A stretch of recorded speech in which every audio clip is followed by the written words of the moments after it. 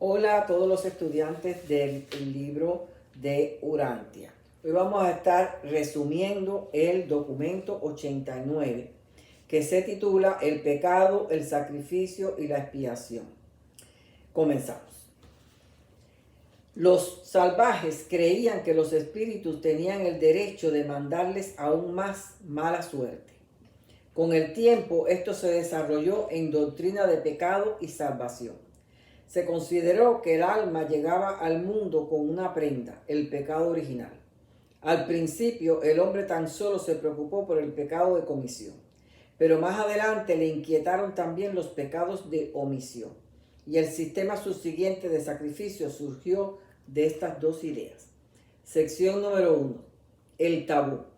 La observancia del tabú fue el esfuerzo del hombre por evitar la mala suerte. Los tabúes al principio no fueron religiosos, pero gradualmente adquirieron sanción fantasmal o espiritual. Y después se volvieron los promulgadores de la ley y los constructores de las instituciones.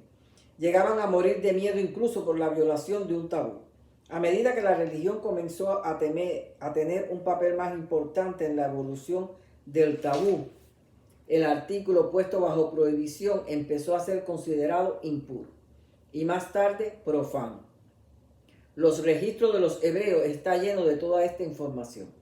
Los 10 mandamientos fueron tabúes evidentes, pero ayudó a emancipar miles de tabúes preexistentes, además de que prometía algo como recompensa a la obediencia.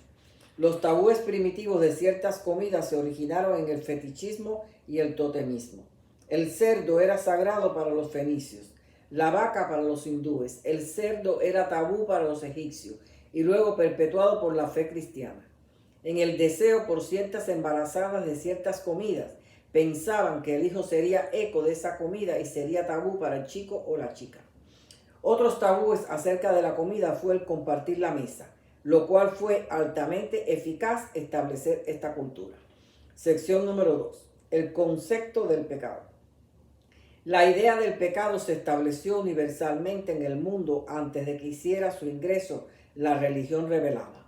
El concepto del pecado permitió que la mente primitiva considerase lógica la muerte natural. Para ellos, el pecado era la transgresión de un tabú y la muerte era el castigo por el pecado. Este concepto de pecado fue fomentado por las tradiciones residuales del Talmud. En la era de Adán y Eva se prestó atención e importancia a la ilusión de una era de oro pasada en los albores de la raza. Creían que el hombre tuvo su origen en una creación especial y que en su carrera de perfección comenzó a transgredir los tabúes y ese pecado los hizo caer dolorosamente en la situación reciente. Pronto, transgredir los tabúes se convirtió en vicio. Entonces establecieron que el vicio era un crimen, aunque la religión lo siguió llamando pecado. Entre las tribus más primitivas, violar un tabú era una combinación de crimen y pecado. Ellos creían que la prosperidad iba mano a mano con la rectitud. Pero cuando comenzaron a ver prosperidad entre malvados, comenzaron a preocuparse. Así que fue necesario inventar el infierno para el castigo de quienes violaban los tabús. La idea de confesión y perdón apareció en las religiones antiguas. Era un rito de remisión de pecados y practicaban todo un esquema de purificación. Sección número 3. El renunciamiento y la humillación. Se tornó costumbre negarse a muchas formas de placer, máxime los de naturaleza sexual. Practicaban el autoazotamiento y todo tipo de tortura física. El ayuno era una práctica común y pronto se arraigó en muchas religiones antiguas y ha sido heredada por todos los sistemas teológicos modernos. Hacían votos y contratos con dioses. Y justo en el momento que la civilización comenzaba a valorar la propiedad privada y la prosperidad económica, las almas sinceras en esta doctrina de renunciamiento se dedicaron a cortejar la pobreza. Estas ideas de los peligros espirituales inherentes a la posesión material se difundió en los tiempos de Filón y Pablo e influyó considerablemente en la filosofía europea. La pobreza era tan solo parte del rito de mortificación de la carne y desafortunadamente quedó incorporado en muchas religiones. La penitencia es una forma negativa del rito pero enseñó autocontrol al salvaje y representó al final un avance en la evolución social. El autocontrol proporcionó al hombre una nueva filosofía de vida. Le enseñó a aumentar el arte de vivir, disminuyendo esas demandas personales de la carne, que al final son gratificaciones egoístas. El culto de la continencia sexual se originó como rito entre los soldados de batalla. Posteriormente se tornó en la práctica de los santos y consideraban el matrimonio como un mal poco menor que la fornicación. Muchas de las religiones antiguas han sido influidas adversamente por este culto, pero ninguna tanto como el cristianismo. El apóstol Pablo era devoto de este culto y sus opiniones personales fueron introducidas en sus enseñanzas cristianas. En 1 Corintios 7, Pablo dice: bueno le sería al hombre no tocar mujer, quisiera más bien que todos los hombres fuesen como yo, y exhorta a los solteros y a las viudas. Esas enseñanzas de Pablo no eran parte del Evangelio de Jesús, y él mismo lo dijo, como rectificando: mas digo esto por vía de concesión, no por mandamiento. Lo malo es que también dio una opinión personal en cuanto al trato del hombre y la mujer, y esto afectó mucho a la igualdad de sexos. Pablo evidenció el desprecio a la mujer. Es importante resaltar que la humanidad no tomó esas enseñanzas al pie de la letra, porque hubiera sido para la humanidad un fin repentino e ignominioso. La continencia es buena mientras no construyes un matrimonio y un hogar, pero la continencia sexual es una guerra contra el matrimonio y el hogar, que es la piedra angular de una civilización. Fueron estas mismas creencias las que fomentaron el sacerdocio de célibes. El autocontrol es la mejor política humana para reglamentar la conducta y no la autonegación extrema. Algún día el hombre aprenderá a gozar de la libertad sin licencia, de la alimentación sin glotonería y del placer sin libertinaje. Jesús jamás dio opiniones tan irrazonables a sus seguidores. El mayor error de muchas religiones de hoy basadas en el Nuevo Testamento es que siguen la religión de Pablo y no la de Jesús. No son capaces de separar opinión de los predicadores de las enseñanzas de Jesús. Creen que por ser apóstol es un Dios o que todo lo que dicen es así. Sección número 4. Los orígenes del sacrificio. El hombre primitivo medía el valor de su sacrificio por el dolor que sufría. Los primeros sacrificios eran autotorturas. Luego fue evolucionando al sacrificio de obsequio con actitud de acción de gracias.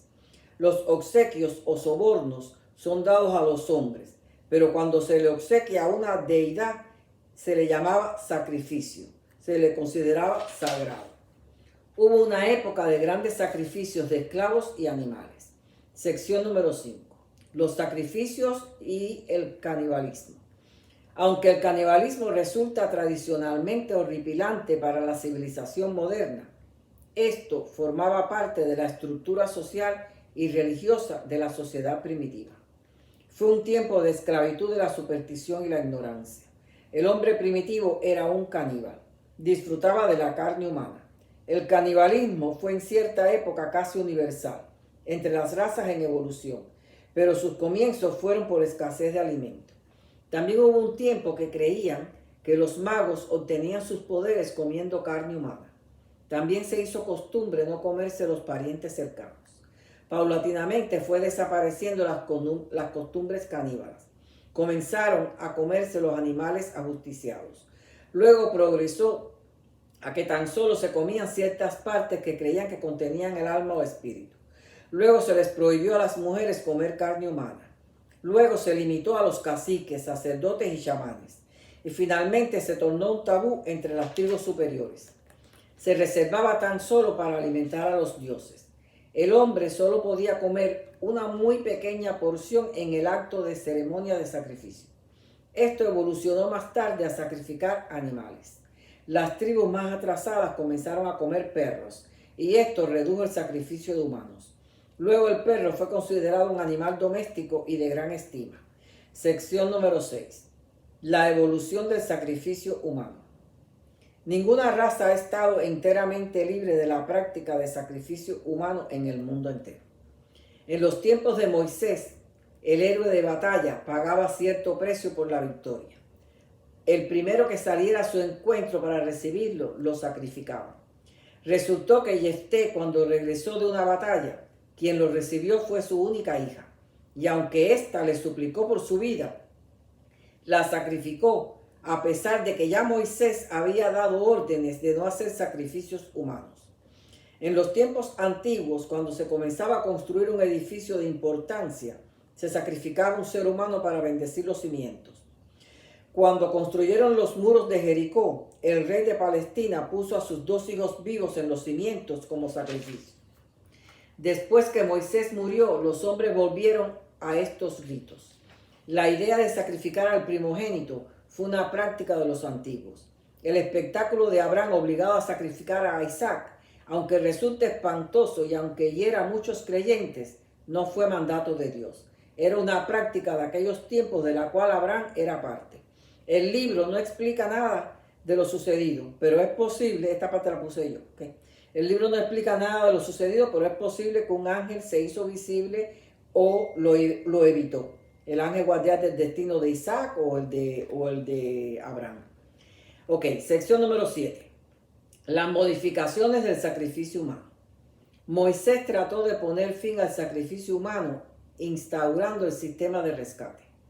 Su sistema permitió que muchos hombres escaparan de votos imprudentes y tontos. También se podía rescatar tierras y propiedades mediante pago a sacerdotes.